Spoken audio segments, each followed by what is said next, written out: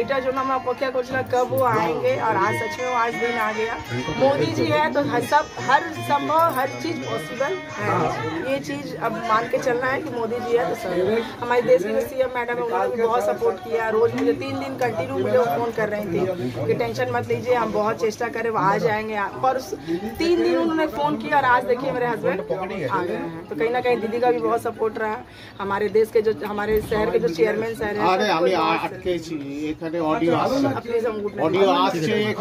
নদিয়ার নবদ্বীপ পৌরসভা এক প্রাচীনতম পৌরসভা। বিজেপির সরকার শতবর্ষে পদার্পণ করতে চলেছে এই পৌরসভা।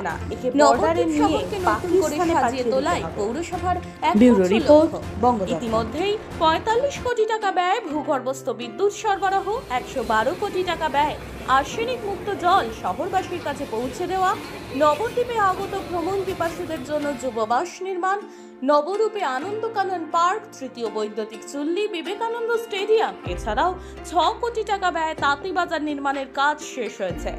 সলিড ওয়েস্ট ম্যানেজমেন্ট প্রকল্প, গৌরাঙ্গ সেতু থেকে ফাঁসিতলা সংযোগকারী রাস্তা নির্মাণ, গৌরাঙ্গ বিহার, ভারতী চতুষ্পাঠী মহাবিদ্যালয়, উন্নত লঞ্চ ব্যবস্থা, যানজটমুক্ত বাইপাস তৈরি, স্পোর্টস একাডেমি ইত্যাদির কাজ এখন বাস্তবায়নের পথে।